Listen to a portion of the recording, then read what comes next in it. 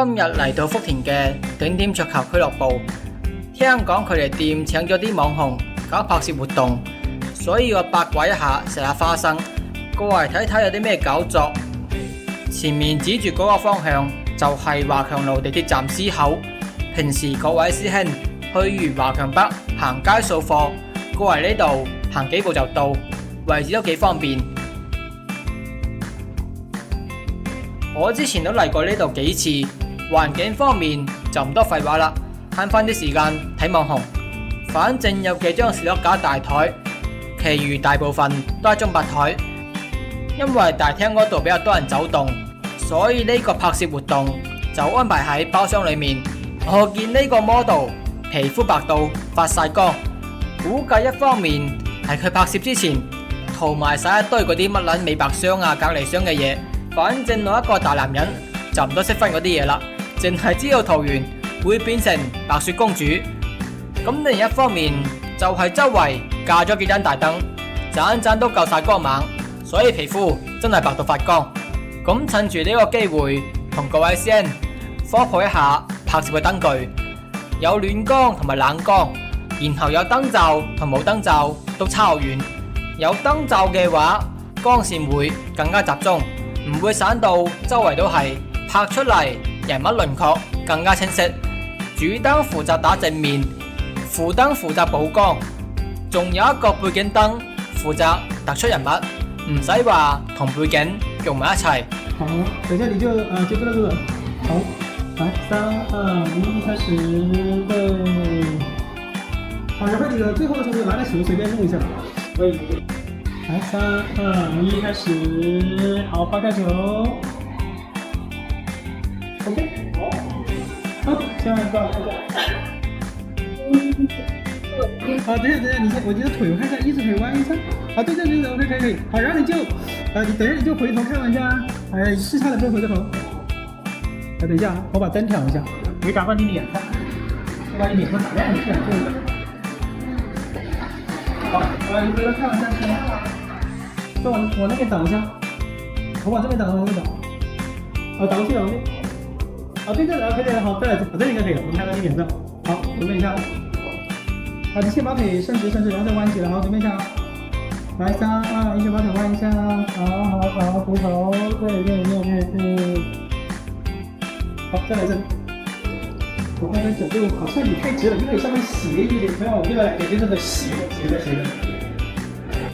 3、2、1，開始左右啦。我想一下。看看高的短的。除咗攝影師拍攝之外，現場仲有實時直播。各位師兄有興趣嘅話，可以關注一下頂點桌球嘅直播號。來3、2、1，開始。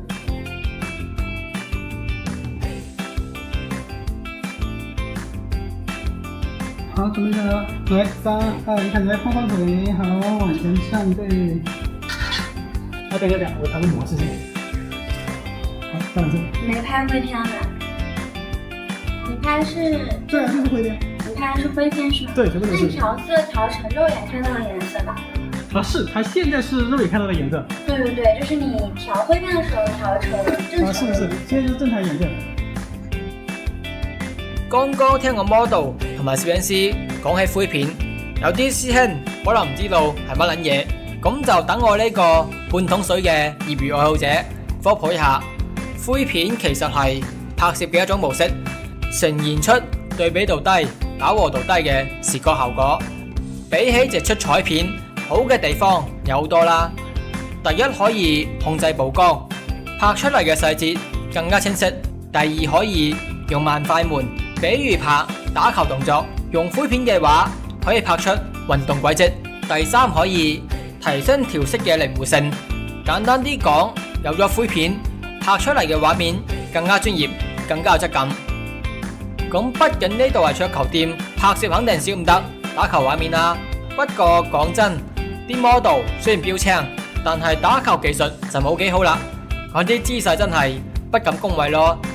所以專門揾個桌球助教，比如揸桿姿勢、瞄準技巧。各位師兄如果係零基礎，完全唔識打波，揾個助教手把手教學，耐心又細心，玩多幾次，自然會慢慢熟手。其實呢就唔使怕話俾人笑，畢竟有邊個唔係從新手慢慢行過嚟呢？小姐多少號？我17號。叫什麼名字？然後難得有網紅過嚟做拍攝活動，店裏面嘅助教都圍過嚟湊熱鬧，爭住同個 model 一齊合影，場面真係七國咁亂，個個都攞住手機拍攝，拍完之後仲要反覆檢查，唔滿意嘅話重新拍過咯。果然話啲女仔嘅自拍執念，無論喺邊度都有兩樣。然後我都見到店裏面嘅桌球助教，整體都幾後生，性格又開朗活潑，同佢哋一齊打波肯定唔會悶。各位師兄有興趣嘅話，真係可以過嚟試一試，督波之餘仲可以傾下偈，何樂而不為呢？咁今日嘅八卦拍攝活動就到呢度啦。整體嚟講，呢一次活動嘅氣氛都幾好，大家得閒都可以過嚟放鬆一下，打下波，睇下啲助教。下次有好嘢再記錄拍攝落嚟，分享俾大家。